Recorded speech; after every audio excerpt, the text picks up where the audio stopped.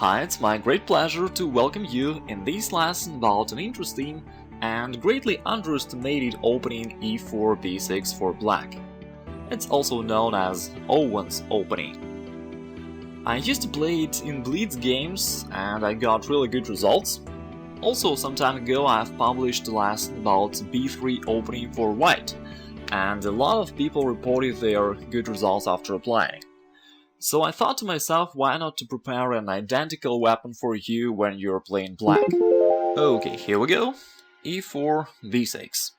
That's what we'll talk about. Many players consider this opening as an incorrect line, because black somewhat neglects the center. However, it's not the case. In fact, it's one of the so-called hypermodern openings. Well, to be honest, this hypermodern concept is very old. It has been stated by Nimzovich many years ago. Yeah, we should struggle for the center, that's right, and there are two ways how this can be done. One way is a classical way to place your pawns in the center, and another way is to take control over the central squares with your minor pieces. That's what we're gonna do in this opening e4 b6. And generally this idea is used in many modern openings like Owen defense with e4 knight f6, like King's Indian defense, pug defense with the move g6. By the way, logically, the first move b6 should be just as good as g6, which is pretty popular nowadays. Also, it's used in Nimzo defense and in Queen's Indian defense. By the way, the black setup of his pieces in the opening e4 b6 is really very similar to Queen's Indian defense. Also, black plays b6, then bishop b7, and later on black often places his dark square bishop onto b4. And this is exactly the setup you will play in the opening e4 b6. In that case, that would be even more effective for black, because then you can attack and possibly capture the white's pawn onto e4.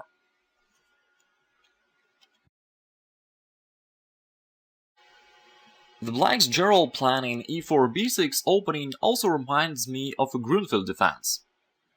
There also black spends his first moves to fianchetto his bishop, and in the meanwhile white sets a pawn center. It looks like this. So, black got a powerful bishop on a long diagonal, which plays a major role in the whole black's plan. It looks at the white's pawn onto d4, and after that, black moves up his other forces to increase his pressure onto this pawn onto d4. Thus black plays c5, knight c6, and in the future maybe bishop g4, pinning the white's knight. And also this is very similar to the black's plan in e4 b6 opening. Let's go there. In this case, black realizes very similar setup, just realized on an opposite queen on the queen side.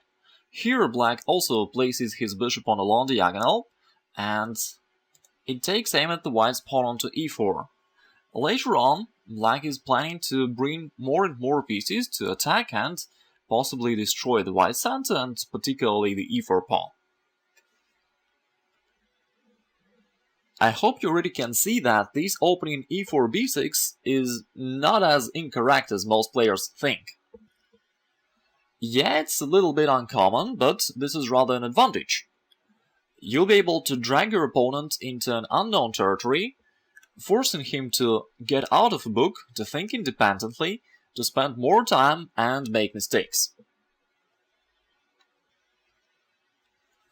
Okay, now let's have a closer look at the following variations. After e4 and b6, white has a wide range of options. We can't analyze them all, but it's unnecessary. If you understand the black's general concept, his typical setup of his pieces and his following plans for the opening and middle game, then you'll play against any replies of your opponent easily. And that's why first of all we'll discuss this opening in general, and after that I'll show you all the main variations. So first we'll talk about generalities and we'll focus on black's moves and ideas.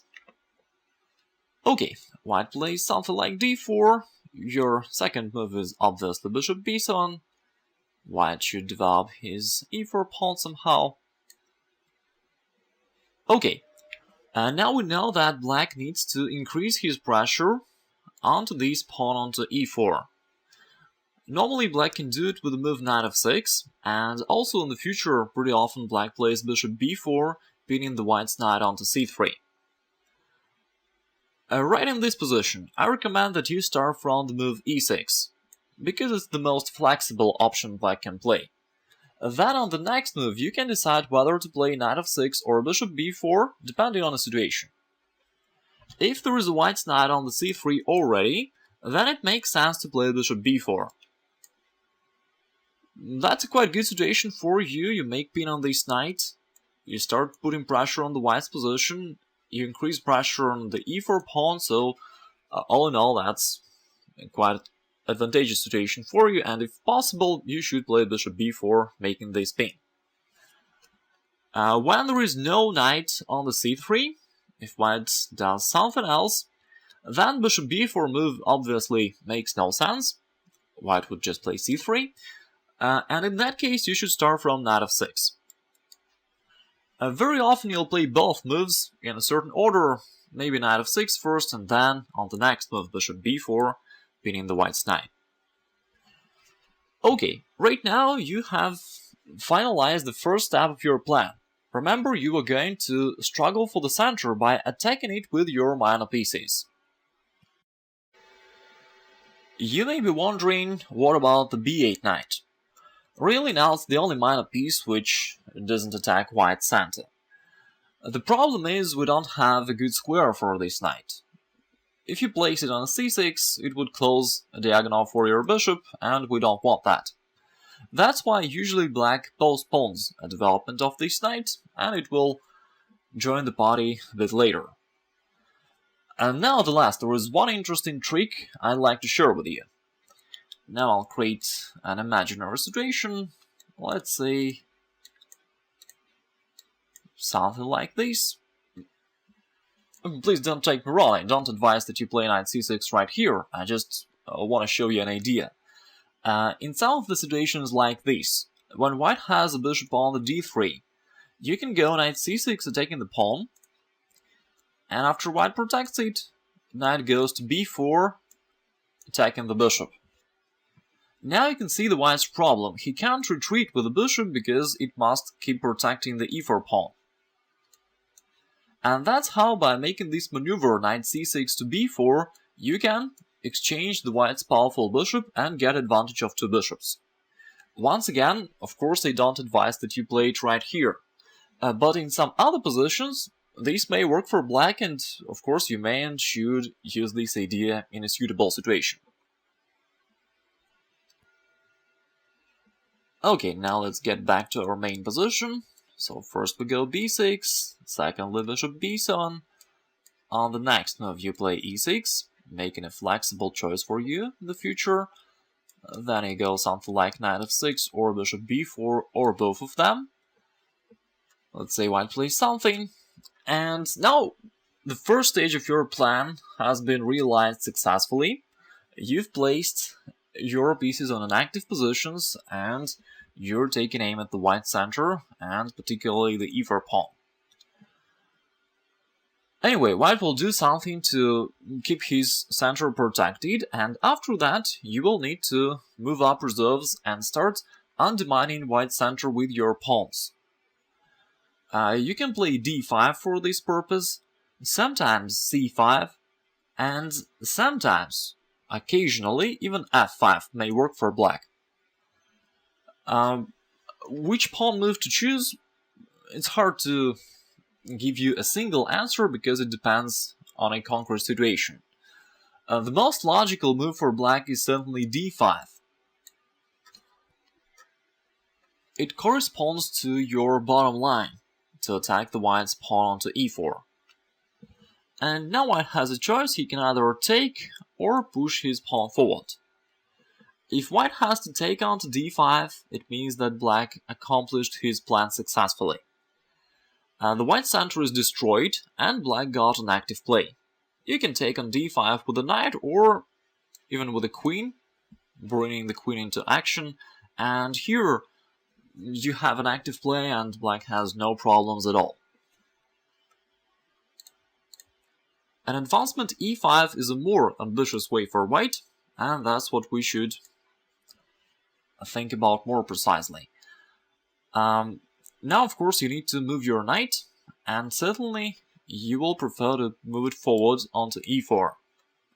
From this square, the knight controls a lot of squares in the white's camp, which is pretty unpleasant for your opponent, and right now we're making use of the pin on the white's knight onto c3, and you can see that already white starts experiencing little troubles.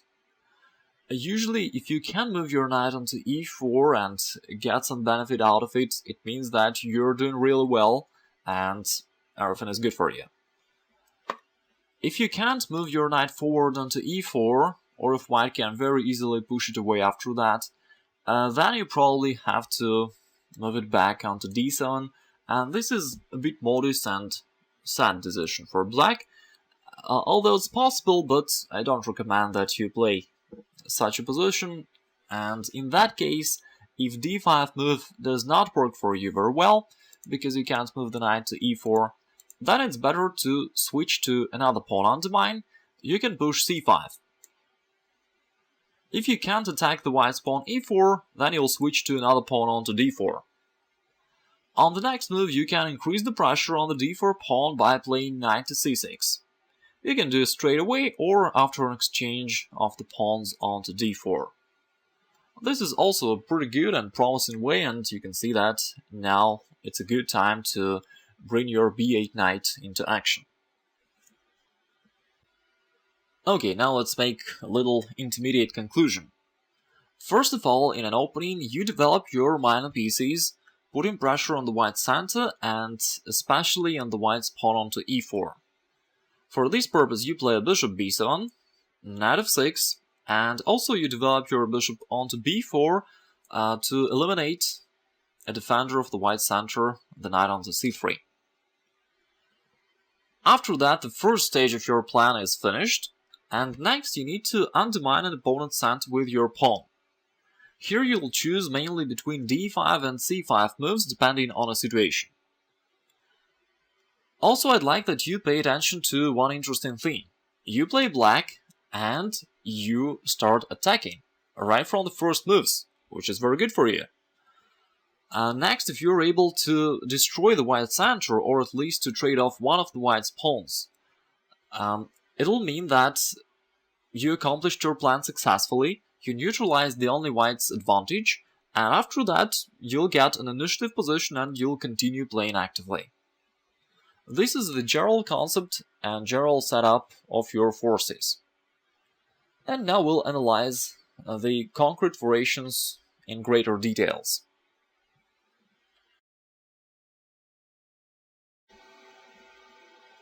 We'll start from the bottom line, and then we'll analyze side variations. e4, b6, d4, bishop b7.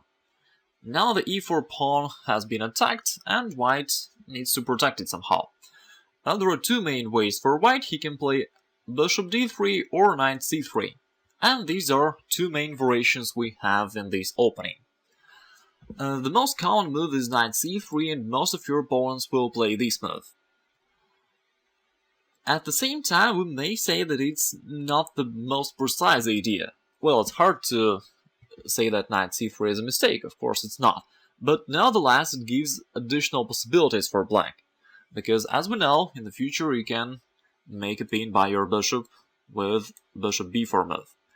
So you play e6.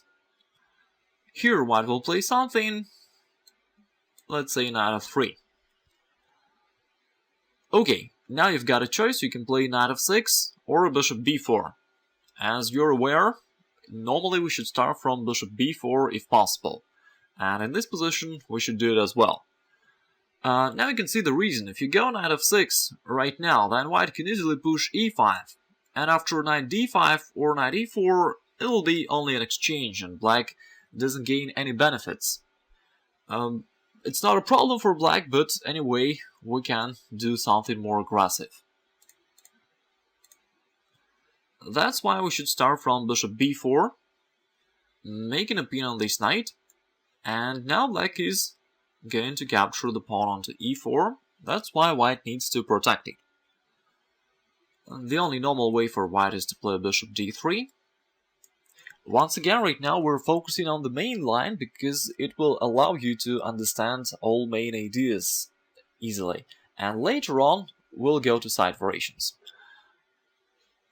Okay, black certainly continues his plan, and we play knight f6. Once again, the e4 pawn has been attacked. Now black is ready to capture it, right away or after an exchange on the c3. And that's why white needs to protect this pawn somehow. And now you can see the difference, comparing this variation with an immediate knight f6 move. Because now if white pushes his pawn to e5, you will play knight e4 or knight d5, and it's not just an exchange because you start attacking white. That's why we started from the move bishop b4. Okay, this situation is good for black. That's why it's better for white not to move his center, but to protect it with the move queen e2. Okay, this position is already familiar to us, and here black can and should play d5. It works pretty well, so why not to play it? That's why we go d5, attacking the e4 pawn once again. If white takes onto d5, it eases the black's position, and there will be no problems for black, so let's have a look at more aggressive move e5. Now black goes forward, goes inside with playing knight e4, and white needs to care about his knight on the c3. The only logical move to protect it is a move bishop d2. After that, however, we can trade off the bishop, getting an advantage of two bishops, and neutralizing one of the white's active pieces. So we can take there, it's very good for us. White takes with the queen. And now a move which comes to our mind first of all is a move c5. That's a possible move, and you may play it, but after that, if white plays a3, then sooner or later you'll have to trade your bishop on this knight on the c3 because you have no other prospects for this bishop. And that's why I think that maybe c5 is not the best idea for black, although, as I said earlier, you may play it, and that's okay. Anyway, before playing c5, you can make one preparation move. You can move your bishop back to e7. It already served well for black. It helped you to trade off the white's dark square bishop and to undermine the white's center. And on the next move, after any move of white, you will push c5. Now, if white makes something ordinary, like castling, you will play c5. On the next move, you'll go knight c6, and white starts experiencing problems with his center. If you trade off that pawn onto d4, then the e5 pawn will become unprotected, and you'll be able to put pressure on it with knight c6, queen c7, maybe f6 in the future, and so on. Really, you have two bishops, you have strong center, the white central pawns are rather objects for your attack, and everything is very good. Also, sometimes you will win games after the white's move knight e2. Actually, I've played a lot of games like this in a blitz game. In order to protect the d4 pawn, many opponents will play knight e2, which seems to be very natural, but unfortunately it's losing because you can go c4, capturing the bishop. I bet you'll win some of the games in this way. You can see that in this position, although white played very natural moves, he already experiences some problems. And that's why a more prudent guy, instead of castling, will go knight e2, preparing a defense of his center, and after your move c5, he can play c3, keeping his pawns in the center. Next, you will castle, white will do the same, and here you can make a very important move bishop a6. In fact, you can see that we got something very similar with the French defense. The pawn structure in the center is really very similar, exactly the same as in the French defense. But you got it in a very favorable modification to you, because first of all, you have traded the white's dark square bishop, which usually plays an important role in the white's attack on the king side. Now there is no such an idea for white. Additionally, you already have solved your main trouble in a French defense, a passive light square bishop. Here you placed it onto a6, and on the next move most probably you'll trade it on the white's light square bishop on the d3, and thus we can say that black has no problems at all. In the future, after an exchange of bishops, let's say white plays something, you exchange the bishop, then you go knight c6, then you play rook c8, you can operate on the c-file, and of course you can keep attacking the white's central pawns. You put pressure on the white's pawn onto d4, in the future you can push your b-pawn forward to b5 and b4, maybe somewhere in the future you can play f6 and undermine head pawn in the white's pawn chain, and all in all your position is very well protected, very solid, and you have good possibilities for an active play in the future. This is the main line, and as you can see it's quite favorable for you.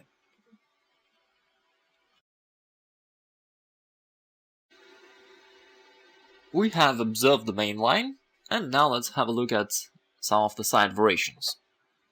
So we go e4, b6, d4, bishop b7, knight c3, e6, knight f3, bishop b4, bishop d3, knight f6, queen e2. In order to protect the e4 pawn, we go d5, e5, knight e4. Okay, here it is. In the main line, white played bishop d2, and this is a normal move to protect his knight onto c3. Some time ago, white found an interesting idea to sacrifice the c3 pawn. He can go with a simple castling in order to save his dark square bishop. And after knight takes, pawn takes, bishop takes, and rook b1, yeah, white lost a pawn, but he saved both of his bishops, and he's waiting for your castling.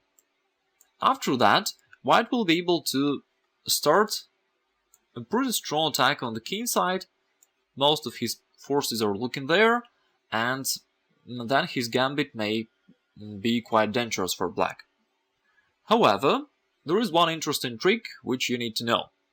Instead of going to the king side, you simply should move your king to the queen side, and then everything is fine. So you start from knight c6, developing the knight and attacking pawn on the d4. White plays bishop e3, then you play queen d7, and on the next move you castle long. After that, everything is really great for you. First of all, you've got an extra pawn, you still have an active position and you put pressure on the white center. Your queenside position is very well protected, and it's really difficult for white to get any progress there on the queenside. Although he has a semi-open b-file, but your b6 pawn is very powerful. So there will be no chance for white for making and organizing an attack against your king. In the future you can also push f6 to attack the white center, and everything is just great.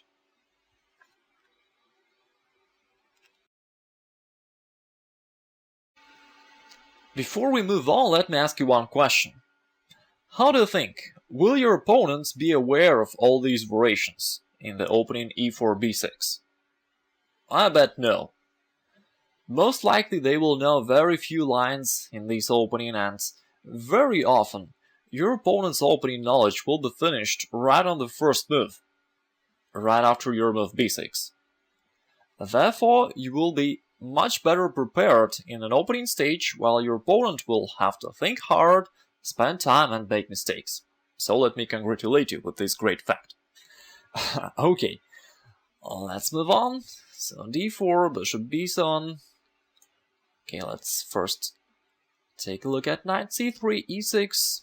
He plays something. Bishop b4. Another advantage of this system is that your moves are pretty standard all the time. So no matter what your opponent plays, you will just set up this position for your forces and then will realize a well-known plan to attack the white center. Queen e2, d5. Okay, we already know the line e5, knight e4. With the help of that active knight in the central square, black got a very active position and white starts experiencing some troubles on the 6th move in the game, which is very good for us. Let's also analyze the line e takes d5. Of course, white can play it. Now black has two main options. You can take with a knight or with a queen.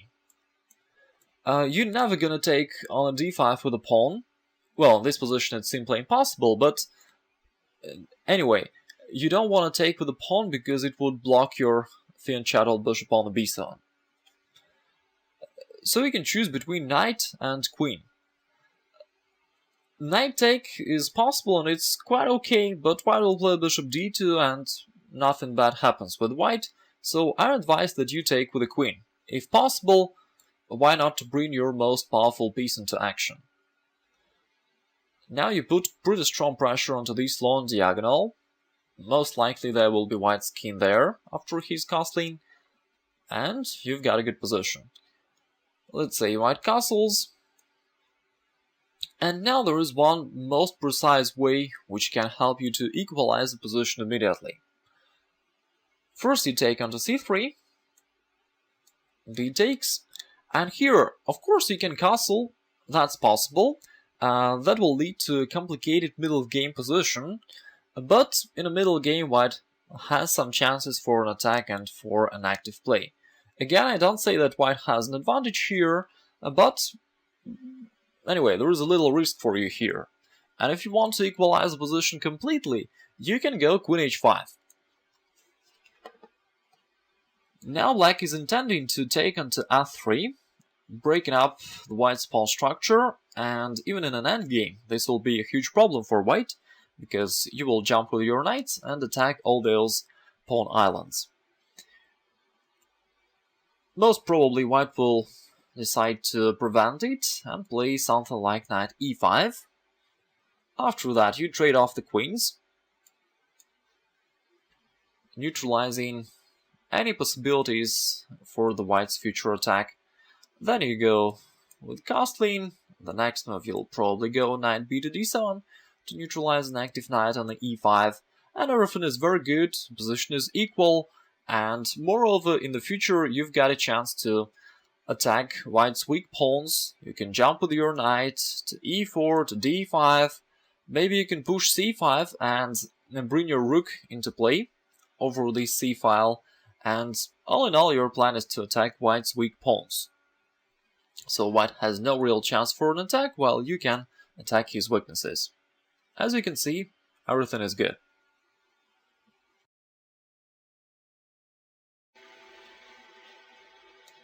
e4, b6, d4, bishop b7. Now we'll analyze one more side variation here. Knight f3, bishop b4, bishop d3, and knight f6.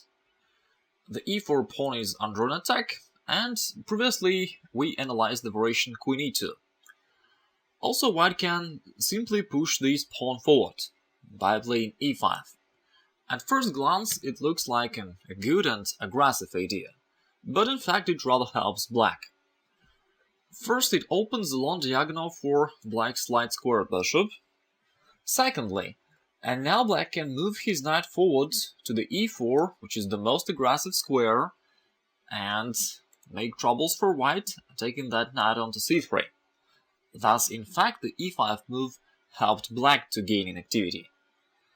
Lastly, an advancement of the white center makes it more vulnerable, more exposed, and in the future it will be easier for black to undermine this center. In the future, black can easily play d6 or maybe c5 and attack this center straight away. Okay, now let's think about this position. White doesn't really want to take onto e4, because in this case he'll lose his light squared bishop, He'll have no chances for an attack on the king side in the future, and everything is just great for black. That's why white will probably go bishop d2.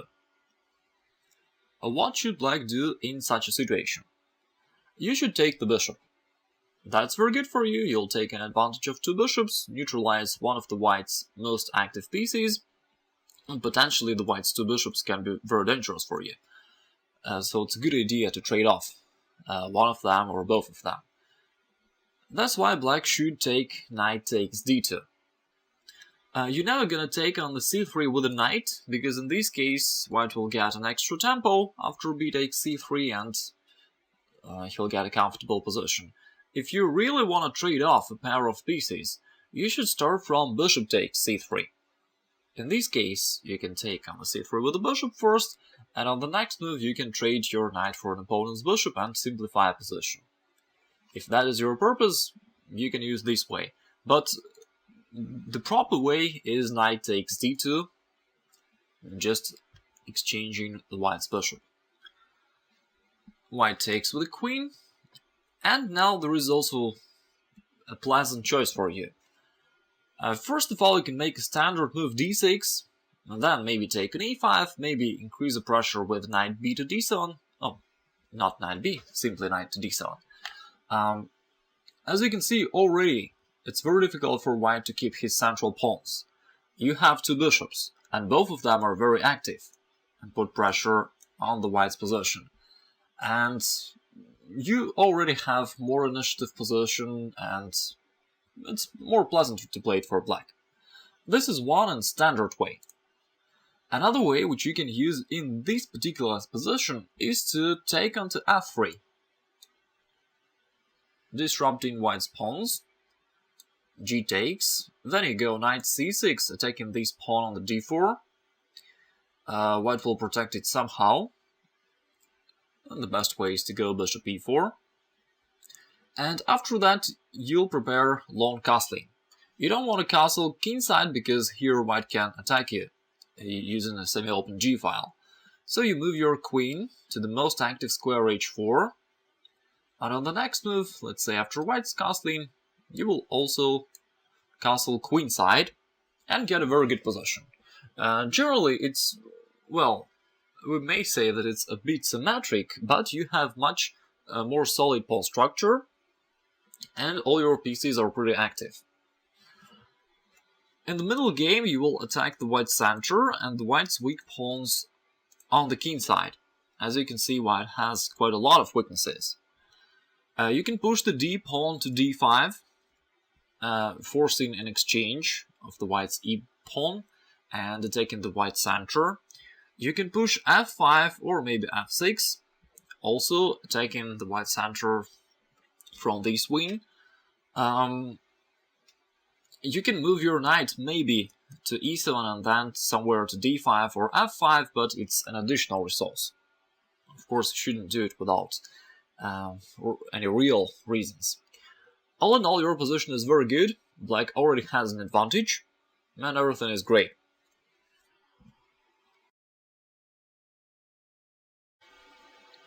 Now we know that the white's seemingly active move e5 rather helps black to attack, and also makes the white's position more insecure.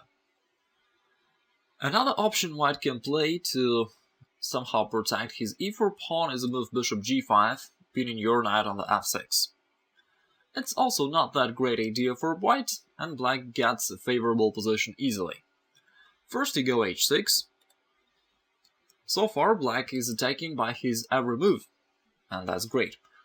White can't really retreat with a bishop, because in that case, after bishop h4 and g5 and bishop g3, white will lose his pawn on the e4. Black got an active position, and white can't take the knight because of the p. That's why after h6, white has to trade off his bishop and take on the f6. Now black can simply recapture with the queen, but I advise that you make an in-between move bishop takes c3 first.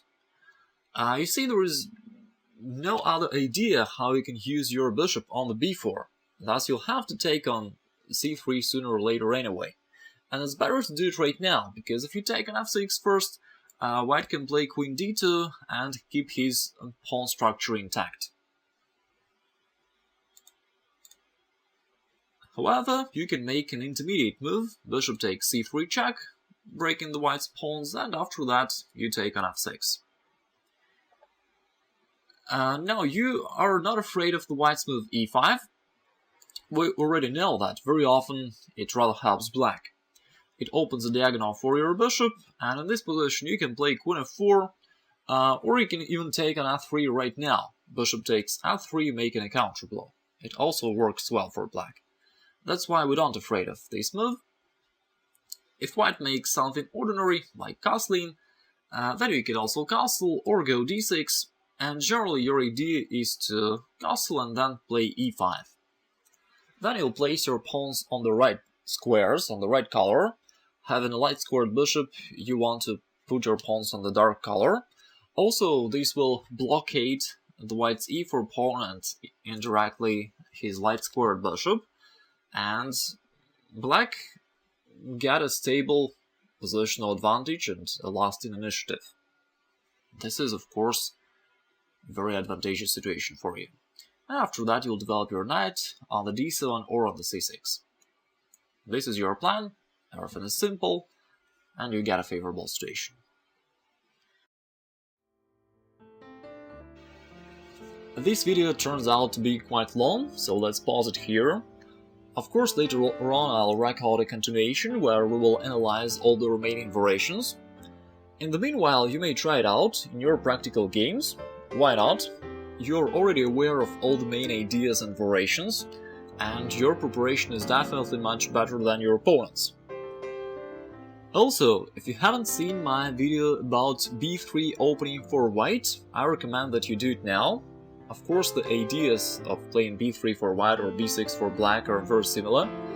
Thus you can expand your knowledge and get a universal and really well prepared opening which you can use in your any game, whatever color you are playing.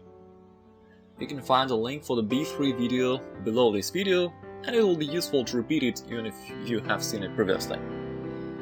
Don't forget to let me know about your results, you can write them in comments. Thanks for watching and have a good day. I'll talk to you next time in the next video.